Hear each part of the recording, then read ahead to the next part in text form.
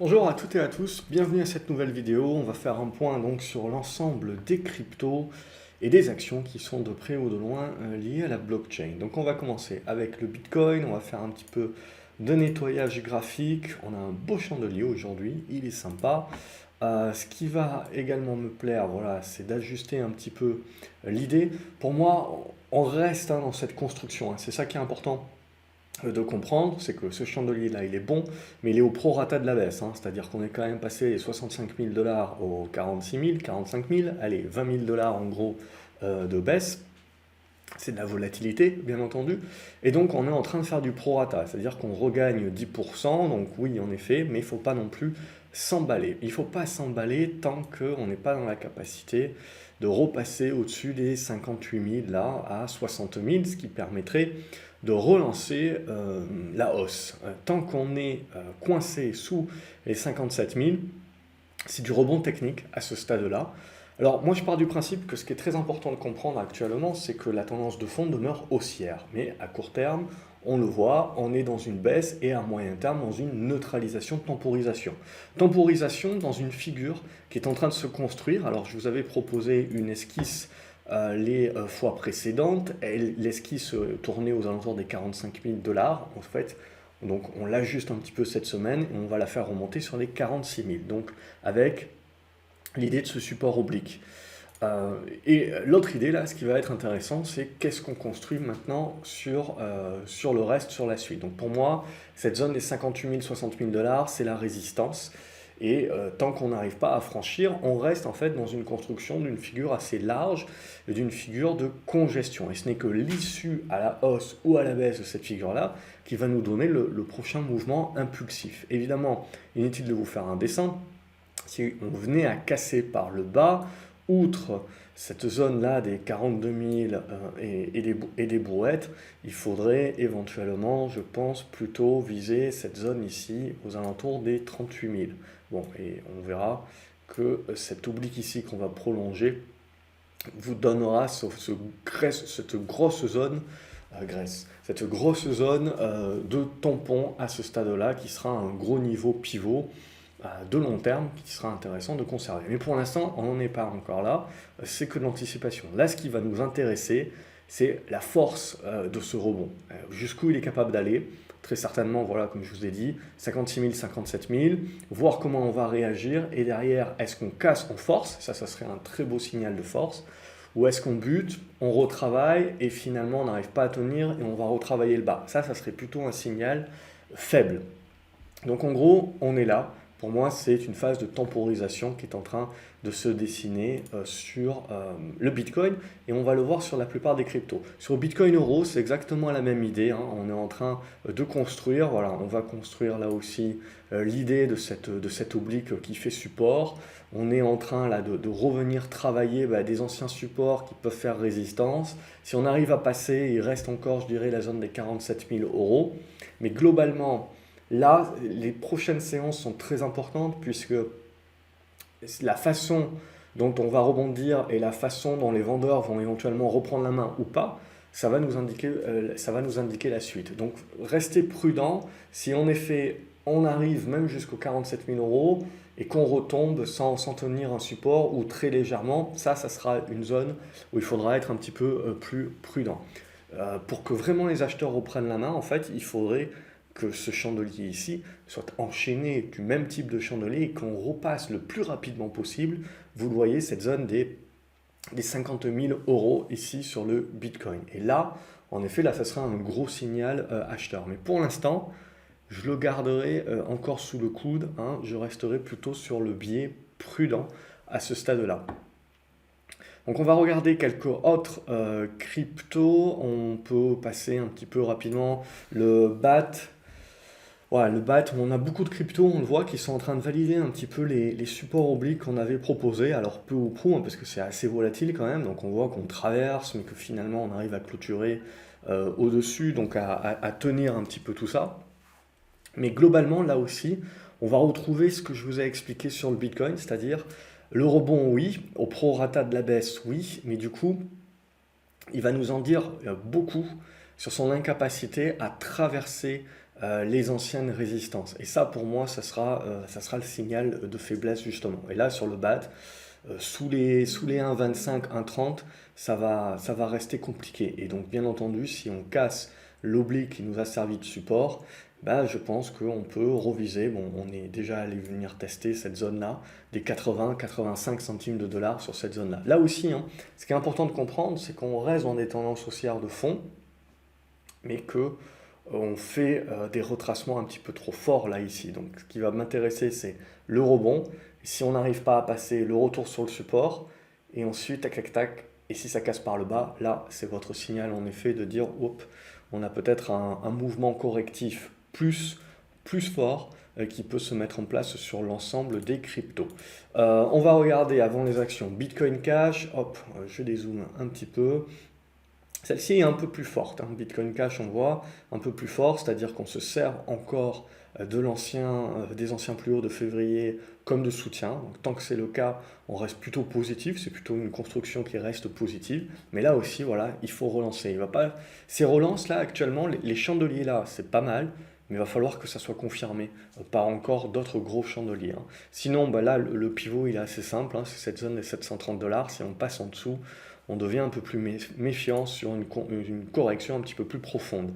Le Cardano, c'est la même idée, on voit qu'on continue de tenir le support oblique et donc la figure, hein, ce que je vous ai expliqué, pareil que sur le Bitcoin. Donc on construit la figure et là vous le voyez, là aussi c'est un rebond qui est assez intéressant et qui est en train de revenir là sur la moyenne mobile 20, sur la médiane en gros de cette figure. Et pour l'instant, on fait résistance. Donc il va falloir attendre quelques séances pour pouvoir juger. Soit on arrive à repasser et on travaille plutôt la zone haute, et là ça peut être positif pour rejouer le breakout haussier. Soit on n'arrive pas, on bute, on n'arrive pas à dépasser, ou on dépasse un petit peu et puis on réintègre, etc. Et on reste plutôt sur la partie basse. Et là, on reste un petit peu méfiant parce que la cassure validera vraiment certainement un retour vers la zone des 80 centimes de dollars qui derrière nous casserait un petit peu plus le schmilblick. Même chose sur Cosmos, on voit à peu près le même type de configuration. On voit que les supports donc proposés, on voit que le marché les respecte bien, mais il commence à respecter aussi des résistances. Donc là, on est à nouveau en fin de congestion. C'est pour ça que je vous dis, sur l'ensemble des cryptos, on est à peu près sur la même chose, sur des constructions qui vont nous en dire beaucoup plus. Le Dash, c'est la même chose, hein. Donc on a la correction, on a le rebond qui peut se faire au prorata, mais là aussi, est-ce qu'on va être dans la capacité de redépasser cette zone des 295-300 dollars assez rapidement, ou est-ce qu'on va buter sur cette zone et donc c'est plutôt, on affaiblit la tendance court terme à ce moment-là. EOS, même idée, grosse correction, on voit, on passe quand même aux alentours des 9 dollars jusqu'à 4,50 $, c'est pas rien, hein, on voit la volatilité extrême. Et donc là, on fait le rebond au prorata qui peut aller chercher les 6 dollars, voire jusqu'aux 6,50 $, mais on resterait sur du rebond au prorata, et pour moi, on a cassé un petit peu la dynamique. Et du coup, le fait de buter ici, on rentrerait dans une zone un petit peu de neutralisation, comme ce que je vous ai dit sur la plupart des cryptos. Il y a une crypto qui reste forte, c'est l'Ethereum. L'Ethereum continue d'être très fort, et vous voyez, lui, alors il faut voir, est-ce qu'il est en anticipation des autres, ou est-ce qu'il est vraiment fort, et donc on voit vraiment dans le marché des cryptos actuellement une sélectivité se mettre en place. Donc on est en train, voilà, on a spéculé un petit peu sur tout, et on est en train de rester surtout sur les cryptos qui ont, entre guillemets, du fondamental.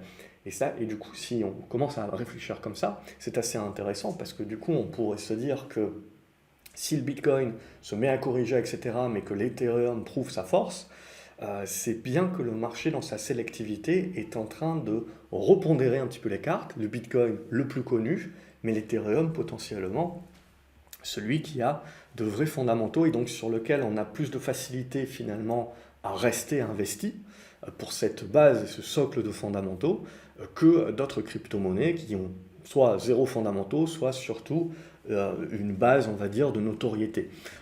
Donc là, Ethereum, pour moi, très intéressant à suivre, hein, ça reste bien costaud. Là aussi, on continue de construire une figure, on va voir si on va breaker ou pas, je pense pas, mais globalement, ça reste positif, au-dessus des 2100 dollars. Si on casse ces 2100 dollars et a fortiori les 1900, on voit 1960 par le bas, on rentrera dans ce que je vous ai expliqué sur les autres cryptos. Ethereum classique, ça reste plutôt propre aussi, alors c'est spécu, c'est bien volatile, mais ça reste plutôt propre puisqu'on voit on tient encore cette moyenne mobile 20 et on tente de relancer. Donc là, éventuellement, ça peut encore relancer, autant qu'on va tenir, on voit cette zone des 25 $, on ne casse pas trop la baraque. Grayscale, Bitcoin, on va en parler plus tard parce que le discount, il y a un bon discount actuellement, mais on va regarder d'abord les autres cryptos et Grayscale, Bitcoin, on verra plus tard. Horizon aussi, ça tient plutôt bien, c'est comme Ethereum, c'est plutôt propre, on voit, on travaille plutôt la résistance actuellement. Donc on reste dans cette construction de figure, c'est encore un petit peu jeune. On peut voir si on break, évidemment, on peut créer encore une exponentielle haussière. Mais globalement, là aussi, on ne rentre pas dans tout ce que je vous ai dit par rapport aux autres cryptos qui sont en train plutôt de désagréger leur tendance tant que on ne repasse pas sous les 100 $, qu'on vient tester à nouveau ça et qu'on n'arrive pas en rebondissant, qu'on n'arrive pas à recasser des résistances. Donc là encore, c'est assez propre sur Horizon. Au niveau de IOTA, on rentre dans cette faiblesse comme les autres crypto-monnaies plutôt, vous voyez, on retrace mais quelque chose un petit peu profond, et le rebond qui est fort, mais qui est au prorata, il n'arrive pas à repasser la moyenne mobile 20 à ce stade. Donc c'est là où ça coince. Et si on valide que ça coince, et qu'on commence à retempérer un petit peu vers le bas, c'est vos signaux de faiblesse. Donc là, voilà, IOTA en attente aussi. Litecoin, même chose, en attente de voir la force du rebond, est-ce qu'on est capable de recasser très rapidement, sinon on tergiverse dans cette zone-là, et ça aussi, il faut être un peu plus prudent sur la suite. Monero, ça reste encore assez fort, hein, globalement. Là, il n'y a pas grand-chose à dire aussi, comme sur l'Ethereum, ça reste acheteur à ce stade-là. Là où on se remet un petit peu mal, évidemment, c'est si on casse les 320 $, on devrait revenir tester les 280, et ensuite, éventuellement, dans le rebond, avoir la moyenne mobile 20 en résistance et rentrer dans cette faiblesse pour les autres. Pour l'instant, ça reste plutôt propre. Neo également, ça reste propre. On est plutôt dans une volonté là de tenter le rebond. Et l'idée, c'est les 100 $ qui peuvent servir de résistance et voir derrière comment ça va construire un petit peu. Au niveau du nano, c'est à peu près la même chose, hein. On est en train là aussi sur une sorte de pullback, de revenir sur les anciennes résistances qui deviennent support pour tenter les relances. C'est très volatile, hein. Mais globalement, voilà, tant que là aussi vous ne repassez pas, alors 10,80 $, c'est un petit peu haut, mais je dirais déjà les 9,20 $. Tant qu'on ne repasse pas ça par le haut, on va rester dans des constructions et certainement de la temporisation. Au MySgo aussi, le rebond actuel est fort, mais au prorata de la baisse. Et pour l'instant, vous voyez, on bute sur la moyenne mobile 50. Donc là aussi, on a pas mal dégradé. Il faudrait vraiment confirmer pour relancer, mais même si on venait à confirmer, il va y avoir ici cette zone des 8,45 $, qui servira de résistance, et je pense plutôt là aussi une temporisation et une construction. Python, même chose. Rebond, oui, mais au prorata de la correction qui a eu lieu. Et là aussi, on rentre un petit peu dans de la congestion-construction avec signaux plutôt faibles. Au niveau du Ripple XRP, même chose, correction assez forte. Là aussi, le rebond qui se fait au prorata. Le niveau de résistance sur la zone des 1,30, 1,35. Le niveau de support est c'est un petit peu le no man's land ici, hein. Donc pour du trading, c'est très bien. Mais en gros, tant qu'on reste à l'intérieur, là, c'est assez neutre, c'est de la temporisation, il faut attendre que ça parte d'un côté ou de l'autre. Stellar, même chose. Donc pour moi, on a corrigé un petit peu trop fort, donc on rentre dans une construction, ils ont une temporisation plus moyen terme.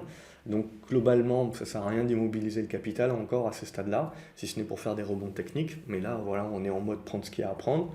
Et l'idée, c'est ça, globalement, c'est la construction aussi, mais celle-ci aussi, Stellar, un petit peu désagrégée pour l'instant. Tezos, même chose, c'est dans le rebond technique, mais il faudra voir les prochains chandeliers, c'est ça surtout qui va nous indiquer s'il y a de la force ou pas. Tronix, même chose, on peut aller là jusqu'au 12 centimes 50 éventuellement, mais derrière vous avez le squeeze. Alors si on en sort par le haut, tant mieux, hein, mais il faudrait que toutes les autres cryptos fassent pareil, et donc là en effet on se remettrait pour jouer un nouvel épisode haussier sur les cryptos. Sinon, si on n'y arrive pas, tic, tic, tic, tic, tac, et après, plus de temps on reste sous les résistances, plus vous avez la congestion qui se met en place et plus la probabilité c'est plutôt qu'on sorte par le bas. Là, si vraiment on veut jouer un nouveau run sur les cryptos, il va falloir que ça se fasse assez rapidement et qu'en fait on fasse batouter le marché et qu'on traverse les résistances très rapidement. Au niveau de Waves, elle reste plutôt propre aussi, Waves, hein, donc on avait pas mal corrigé, mais on voit qu'on avait sauvegardé la moyenne mobile 50 avec les mèches. Là, on est en train de repartir. On reste dans le haut du panier, globalement, au-dessus des 13,60 $. On reste plutôt propre. Donc elle fait partie des cryptos qui dévoilent plutôt une force. Zcash, même chose que les autres cryptos, plutôt dans une phase de construction, de rebond, et derrière il va falloir donner peut-être un coup de collier pour vraiment valider la suite. Quelques actions qui sont liées de près ou de loin à la blockchain. On va regarder Bitcoin Group CO qui est coté en Allemagne, même chose, hein. On retrouve ce côté faiblard un petit peu. La tendance de fond est toujours haussière, mais à court terme, voilà, c'est un petit peu le no man's land, on n'a rien à se mettre sous la dent. Il faudrait vraiment redépasser les 55 € pour se remettre dans des bonnes dispositions, pour rejouer un petit peu la relance haussière. À ce stade-là, ce n'est pas encore le cas. Bitfarm, ça c'est aux US, même chose. Vous aviez une congestion ici qu'on avait tracée certainement la dernière fois, qui casse par le bas, on fait du rebond un petit peu au prorata, mais voilà, c'est un marché dans lequel ça risque de pas mal zigzaguer en attendant d'avoir vraiment une relance. Donc pour un investisseur moyen terme, on va dire, c'est pas un spéculateur moyen terme, c'est pas super intéressant. Coinbase, vous avez un petit rebond qui est en train de se mettre en place. Alors on n'a pas beaucoup d'historique, mais globalement on peut se tracer ceci, donc une oblique baissière depuis l'introduction globalement, qu'on est en train de casser par le haut, donc plutôt une tentative de rebond. Il y aura un morceau, je vais le placer ici aux alentours des 325 $, en mode résistance horizontale. Et donc tout ce qui se passe ici, c'est de la construction. Il faut attendre de casser par le haut pour retrouver des faveurs, ou si on réintègre le bas, c'est moins bon également. Mais là, voilà, on a au moins cassé un petit peu la dynamique depuis l'introduction, donc c'est déjà pas mal. Ensuite, Grayscale Bitcoin. Là aussi, bon, on suit évidemment le Bitcoin. Alors c'est moins facile parce que comme ça cote le week-end, le Bitcoin, etc., on ajuste sur le Grayscale machin le lundi. Mais du coup, voilà, j'ajuste un petit peu mes obliques, mais l'idée reste la même, c'est-à-dire une espèce de construction un petit peu géante. Et donc on le voit, il y a énormément de volatilité, mais on reste dans cette construction. Donc du coup, il faut soit recasser par le haut pour relancer le schmilblick, soit si là on bute ici et qu'on commence à travailler un petit peu trop le bas, c'est le moment où il faut rester un petit peu plus prudent sur la suite. Au niveau de Grayscale Ethereum, on est positif là, on voit, on est mieux disposé, au-dessus des 21 $, ça reste plutôt positif, tentative de ressortie par le haut. Voilà, on va regarder les grosses. Marathon Digital, c'est même chose, hein, on retrouve graphiquement parlant, si je nettoie un petit peu mon graphique, peu ou prou ce qu'on avait proposé, hein, c'est l'idée de dire bon, ben, on va construire un petit peu l'espèce de support oblique avec une figure, mais globalement ça peut rester très volatile, donc c'est idéal pour du trading. Mais graphiquement parlant, en gros, ici vous avez un support, 27 $, ici vous avez une résistance, 42 $, au milieu il y a du trading, mais sinon il n'y a pas vraiment de tendance qui se dégage. Donc il faudra soit recasser par le haut ou casser par le bas pour lancer la suite d'un point de vue tendance. Sinon ça va être du zigzag et on le voit, on retrouve ça sur beaucoup de cryptos actuellement et sur Riot. Ça va être globalement la même chose. Là aussi il faut un petit peu nettoyer tout ce qu'on avait pu faire auparavant. On voit c'est un petit peu compliqué vu la volatilité qu'il y a. Graphiquement c'est un petit peu plus compliqué de tracer des choses, mais là c'est la même chose. Voilà, on a un niveau de support qui tient, on tente les rebonds, mais globalement il y a de la place pour faire des rebonds un peu plus spécus, mais tant qu'on va rester sous ces 48-50 $, ça va rester compliqué pour moi et ça reste plutôt une tendance qui lentement va se désagréger à ce stade-là.